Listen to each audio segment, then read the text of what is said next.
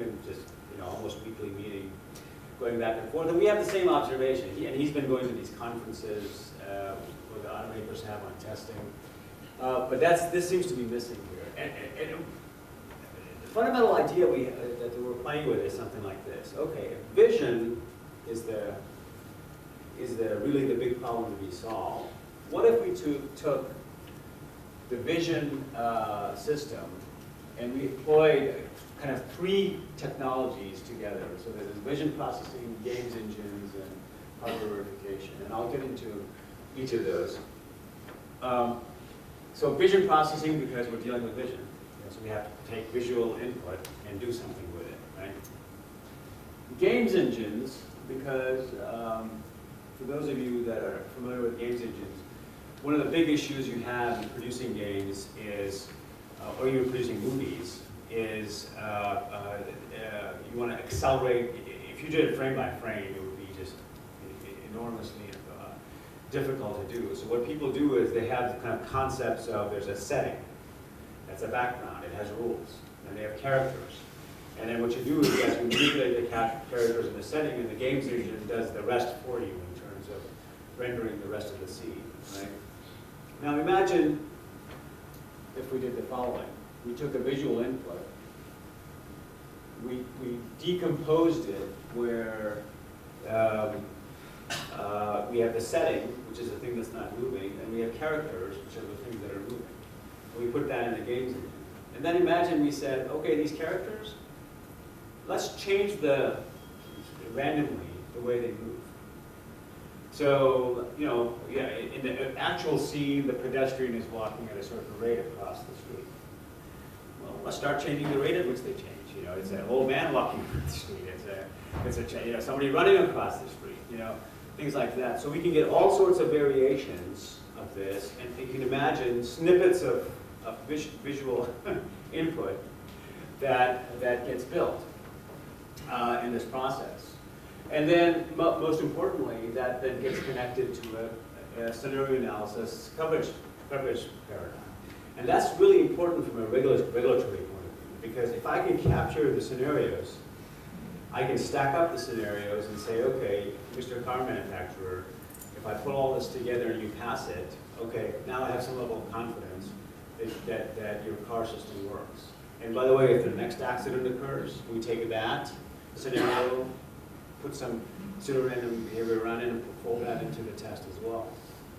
So that's the kind of idea we're talking about here. And for those of you that have done pseudo-random testing, the key parts of this are you have some basic structure.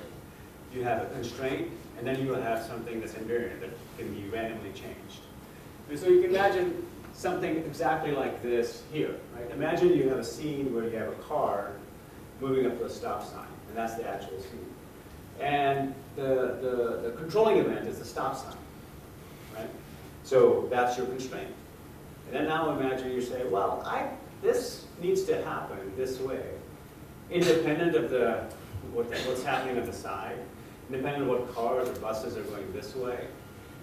Why don't we just generate all sorts of variations around that basic structure to see if we can fool the car, right? This is exactly what we do in hardware verification. So that's kind of the controlling system that we're talking about. You can actually detect these, we call them envelopes. You can actually detect these envelopes automatically. If you're familiar with sort of finite element methods, you can imagine taking a whole video stream, and we all know if you're going down an interstate, let's say, and for 100 miles, and there's nobody on the interstate except you, it's uninteresting to take that whole video and do something with it. Some small snippet of that video is good enough, and that's a signature, right? Okay, then you have the next situation where there's a car coming the other way. Okay, that's interesting. That's another signature. There's 4 cars going. That's another signature. So you can see a fractal analysis of a video where you can break it down, and those are really the scenarios we're talking about. And the scenarios themselves would be something, okay, I still do steady state despite how many cars go the other way, right? So you can automatically do this work. You employ constrained random test generation. then you can do the test and the coverage. Now, I'll talk a little bit more about the test. Actually, I should say test, not text. Test execution. So the question is, how do you test these things? You know, right now, the thing that we're conceiving of is actually something we call a stimulator. So who's doing hardware in the loop stuff here? Quick turn. Whoever's doing that will be familiar with this concept, which is you literally drive the car into a bay, wheels at the bottom, and a visual field in, and you play a movie for it, right? And you essentially see, based on its reaction, is it behaving correctly? Right? It turns out cars actually don't do very much. And, you know, they do turn left, they turn right, they brake, they accelerate. So the number of actions that their car actually takes is very small. And so that's the way you can do tests. Right? It's okay for certification. It's not that great for design, because you don't want to wait for the car to be built to figure it out. Oh, so going back to the levels of abstraction we talked about before, that's a place we want to intercept. So I'll just show you the sort of the whole flow now, hopefully. Yeah. So, and I put in the CDN here because these are, I think, actually existing tools from Cadence can be used here. But imagine you have a cloud database. By the way, what we're talking about here is the Photo Highway Patrol actually drives around a lot with the cameras. So what we're talking about there is taking a database of that database. There's this fractal decomposition step where you break up the video into these envelopes that we talked about, right? That generates an envelope library. I think somebody did a poster on library optimization. Maybe we can use that here. I don't know. That basically generates the controlling events and the criteria for success, which goes into a test generation, pseudo-random test generation methodology. On this side, you take the base settings, and then you start using this methodology for doing the varying tests. Generate the test. The actual input goes over to the stimulation. That could be the bait that we just talked about, or it could be the intercepting in an intermediate form. Okay. The result goes into a database. The accumulation of this goes into certification. So that's the basic picture. Now there's all sorts of, I just went over a flow, there's some considerable number of unsolved problems. But let's first talk about what are the advantages of this, right? So a big advantage is test efficiency. And you know, when you get into these scenario analysis things, one of the things you quickly find out is time to build tests soon swamps your resources, unless you have an automatic way of doing it. We already know this in software, right? You know, testing software is very difficult, and if you can find an automated way of doing it, it's very useful. So test efficiency is a big advantage here. Finding low probability tests quickly is another advantage here. And this is maybe the biggest advantage. So, excuse me. One of the things that happens in design always is, you know, when I used to run teams before, what we worried about, whether it's chips or software, we almost invariably got right because we worried about it. Typically, the place where we had problems was the thing that everybody thought was easy, and we just never thought of it. And it turns out pseudo-random test generation is actually pretty good at avoiding this bias, right? So you generate these tests, and initially you say, oh, that can never happen. And we say, oh, actually it can happen. We have to figure out how to handle it, right? So these are the advantages here. It's a framework for capturing scenarios, so therefore you get repeatability. So I can actually have my own certification suite, and then I can run it against from a previous version to the next version, right? And that can eventually lead to certification. It's also a framework for incremental learning. At the end of the day, this is a simulation-based methodology, right? No formal work.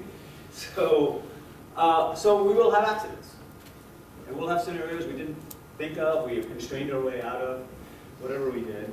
And so what we can do then is take, when that happens, in the likely event where something will happen, it's probably going to be in some daily driver riding sideways. We never thought they could go south. This morning I went for a run on a one-way street, half the traffic was going the other way.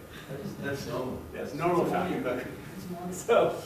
So it's a framework for incremental learning. What I mean by that is, when that occurs, you can say, okay, that's a scenario we need to worry about. You can put testing around it and put it in the certification scheme. And therefore, on a forward-looking basis, it actually grows with time. So those are the advantages. So what are the challenges? Okay. So, what fundamentally this fractal thing we're talking about is abstraction. That's all it really is. Abstraction is very useful, but you have to do it carefully. You don't want to abstract away the key elements. So how do you actually do this abstraction is a key issue. In this particular case, when I gave you this example of you're going down an interstate and there's nothing there for 100 miles, you kind of have to decide, well, at what number do I decide that it's actually okay to ignore the rest of the miles? So, or if there's a car that's next to it, what's the distance at which it's okay to quantize, right? So those are all knobs that you learn by actually doing it. I mean, it's the same way when we went from layout to transistors. Initially we said interconnect. Oh, we don't have to. It's just a wire, But then we said, well, no, there's resistors, capacitors, and then this abstraction process sort of had its own learning path. So I suspect there's a very similar path here, right? Automatic build a successful case and test. So I basically described to you a case where, car comes up onto the stop sign. We say the control event is the stop sign, and the car should stop there, right? That's pretty clean. Another one might be, okay, pedestrian walks across and the car in the example stops. But what if the car in the test case actually goes around the pedestrian, right? That's a legal thing to do, it's just it happens that the initial car didn't do it. So there's sort of this interesting question about how do you define success? And there's lots of ways people are thinking about doing it. At least one of the ways we're thinking about doing this is you start doing data mining on large numbers of people in similar scenarios. What do they do, right? And then you look for some kind of need. This is, by the way, how natural language processing people do it. They sit there and say, well, we can't figure this out. What do 10,000 people do? And okay, that's the answer, right? So that's an open problem in terms of how to figure it out. Stimulator. So it turns out stimulating a vision is not that hard, you render. Stimulating LiDAR, not clear how you do that. Right? So how do you fool, radar signals, right? You can obviously bypass it, but how do you fool radar signals is a kind of an interesting problem. And then I do think, sorry, I do think that there will be closed form solutions you can do for some parts of this in a very similar way that we do it today. All right, I think that's basically all I have. So that's it. Any questions? Yeah, go ahead. You said that radar is not preferred over vision. So what is the reason for that? Because radar, as in the slide, it had more range, Yeah. and it is a very well-developed technology. Yeah. We use it in aircraft, but why vision? Yeah, because unlike aircraft, largely speaking, there's much more interpretation that needs to occur in a car. So just simple signage, right? So, the radar can see the stop sign. Is it a stop sign? So typically through vision systems, we interpret the environment. We interpret signs, we interpret sequences, things like that. Now, radar as a backup that helps you, interpret things, it's obviously going to be there. But I think primarily, if you think about it, the shift will start occurring into, it's almost a, the current car and the current infrastructure is largely built around current humans, right? And current humans use eyes and interpretation, and so there needs to be a mimicking process for that. Now, if you move away from that and you say, okay, I have corridors for especially for self-driving cars, then then you can do stuff like this. See what I'm saying? Yeah, go ahead. So ultimately, in far future, the learning engine is going to learn all the parameters, and all that the company has to do is dump the parameters over and over here or something. So in that case, I mean, how much testing is of value? Well, I think there's maybe there's two different ways to think about this, right? So it turns out the actual cars themselves and the learning engines that are in them are learning engines themselves, and this is what you're referring to, right?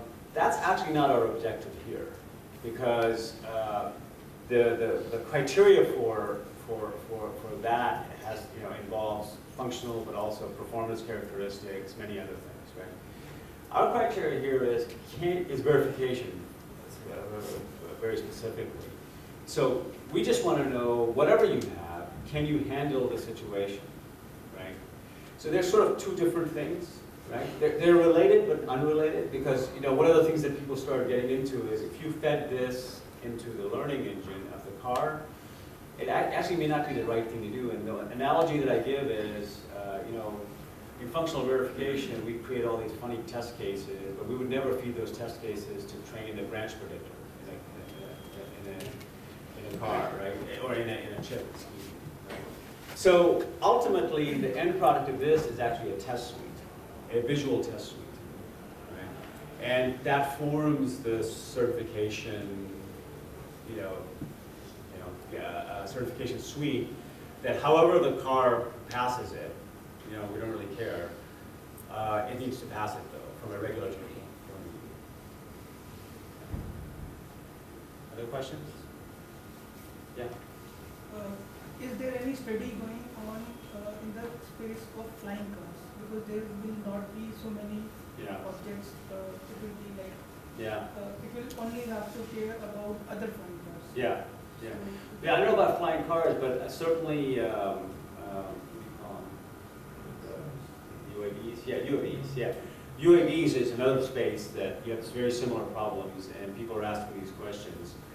It is interestingly enough, it is a less complicated problem, because there's much less interpretation and all of that stuff. What I know is both of these technologies, interestingly enough, are actually entering the agricultural sector before they're entering the normal road network and so on. And the reason, basically, self-driving tractors, UAVs that drive over. The worst thing that'll happen is it hits the field, right? And it's actually quite useful, right? To me, it's amazing. The farmer of 30 years ago was the guy in the field, and now the farmer of today is probably some guy at his terminal, flying his UAV, controlling his road tractor, and that's a big shift. But I think people are looking at that, but mostly agricultural sector side. So how would how would you actually run this on a real car? Yeah. All these, because you are generating randomly. Yeah. How easy or difficult would be to actually do the certification by creating a similar real life test? Yeah. Well, the only criteria that the test has to adhere to is, can it happen in real life, right? But the way it's going to be done is it's going to render essentially a movie. It's going to be a visual input that the camera of the car has to interpret. Okay. So in that sense, it looks like any other visual input. So on the vision side, we sort of know how to do this. If you sort of say, well, I have to also mimic the radar signals and the LiDAR signals and things like that, that's still something we don't know. But the visual side, yeah. So I imagine for those in the field, it's probably pretty famous. I've heard they said, Google, I think, is pretty famously said. Yeah. We either set out to design an autonomous vehicle or driver assistance. Yeah. You can't incrementally get from driver Yeah. assist to, what are your views on that? Well, I mean, I like incremental. I don't know about that. What I can see right now, what's happening is, since we haven't solved the Holy Grail and the regulatory, there's three ways that the technology is getting in anyway, right? So one way, as I told you, is insurance. So no guarantee, it's your driving buddy, right? But what's happening at the same time? It's getting better, better, and better, right? Cruise control, okay, getting better and better and better. At least I'm my sense is those ways of getting into the market just gives you, the technology gets better and better. And at some point, you can flip the switch. Now you got to remember, from the regulator point of view, their threshold is pretty low. I mean, they sit there and, I mean, literally, I've heard them say, you know what we need to do? And they, when we showed them this is FDOT. When we showed them this, they said, the first thing I want to do, I want to take the whatever. I think there's been 3,000 fatal accidents in Florida. I want to take every one of those situations and show how the car would react to this, because then the day after that, we're going to say, okay, this is why we need to get this technology out, right? So the regulators, I mean, it's interesting, usually regulators are trying to hold back, but the background is, 90–95% of the deaths are caused by stupid stuff, drunk drivers and people distracted reading their phones and all that stuff, and you say, I can take that off the table. That's very attractive to them. So, but I'm not, I usually don't like binary events. I don't know, how would I believe them anyway? This is the other part. The variations in the environment are so complex. They run in Mountain View. I'd be interested if they run in, Alaska, Go ahead. Anybody else? Yeah. So here you would be showing the visuals. Yeah. And while the camera would work, of course, you can show all these signs and a pedestrian coming and so on. Yeah. But what do you do about the depth? Because it's not just the presence of the pedestrian, but also the distance. Yeah. Which is the, Well, the visual field radar gets is not it. working. Yeah. The visual, I mean, like the Tesla thing is just visual anyway, right? So the visual field also gives you depth of motion, right? Depth of field. Yeah. I mean, things like like I said, the Tesla doesn't have, at least today, it doesn't have LiDAR. Right? So, when Tesla, for depth, of course, you can have multiple cameras, you can Yeah. have some depth perception. But if you have visual and if you can put that on a screen, Yeah. how would the camera, even if you have multiple cameras on the car, Yeah. which is being trained or which is being tested, Yeah. how will it still make out the test? Same way it does today, right? I mean, yeah. I don't think, I think that can be done. The radar is a bigger issue, much bigger issue. Well, we've been thinking about, there are people that claim that be able to do something like that, and I know some of the faculty that we work with, they've got funny ideas of mechanical things that, that mimic this environment, but I think it's a much tougher nut, the radar side, LiDAR radar side. Go ahead. I have just one more question. Yeah. How will the technology deal with the environmental factors? Suppose there are puddles in the way, Yeah. climatic conditions, Yeah. So like the mirage forming. Yeah. You judge that there is water ahead. Yeah. What will it do? So anything on the visual field we can actually mimic, and that is the very attractive part of the kind of methodology we're talking about here. One of the things that we've thought about is how do you intercept that? I mean, on the radar side, we don't quite know how to do it, but on the, like for example, if you're in a snow environment, you can actually mimic the skidding effect as the car is reacting to, imagine rollers on which the car is operating, right? So you can actually mimic skidding to the car to see its reaction combined with the visual, right? So those kinds of things are doable. In fact, that's one of the things we want to show after this is done is we'll have the thing running in a track in Florida and then instantly turn it to have snow. It doesn't snow in Florida, but you can do those kind of things by in the same way you do in animation, right? You can. That is the power of. That's the power of using games engines and technologies like this. Is that it? Yep. All right, well, thank you very much. Thank you, Mr. Rahul. I request Alok to present a small memento. Appreciation. Thank you.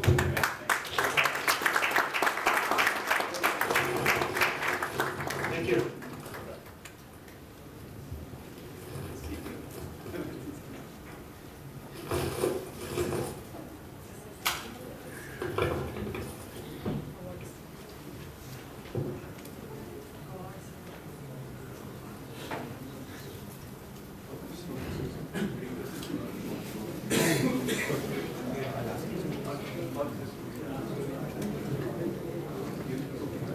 So you can put in your chips here, if you've written your names.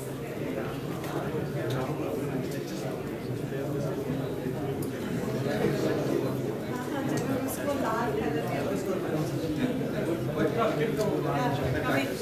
So, guys, don't think next section is the award section, and after that we'll have a fun event. That's the skit. So, I hope you continue. I know it's a very interesting talk. Okay, so we are now setting up stage for award ceremony, and that would be followed by a fun event, impact of equality, or how equality is perceived by common man or mind of people.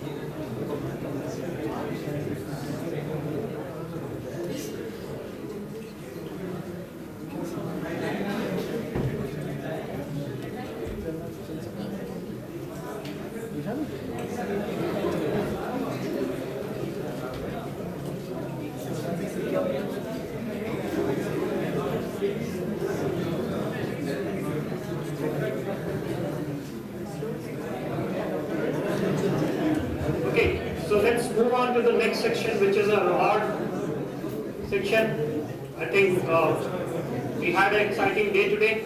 We had interesting discussions, internal as well as external presentation.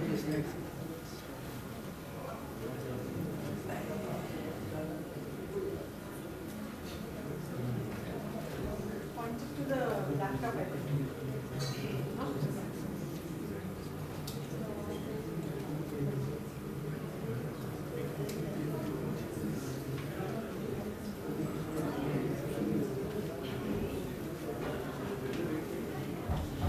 So we started the QFest journey several months back. We had quite a few discussions, talks, followed by build-up activities, and we had a quality veil pudding a week back.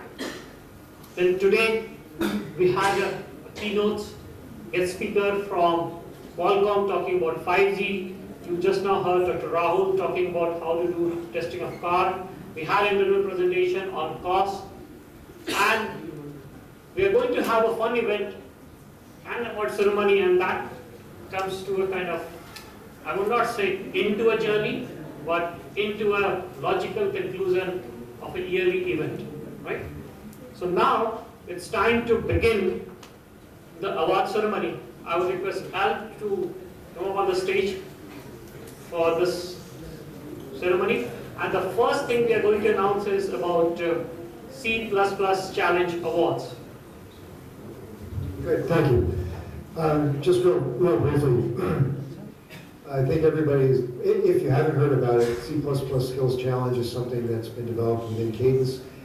The purpose is, just too loud, purpose is to provide an opportunity for everyone, whether it's part of your daily job or whether it's a hobby of yours, the opportunity to assess your skills in C++ programming with a quantitative value. The result of that is you get a personalized coaching guide that will look at the areas where you answered incorrectly. It'll send you, it provides citations so that you can look at areas for further study and review, and then you can take that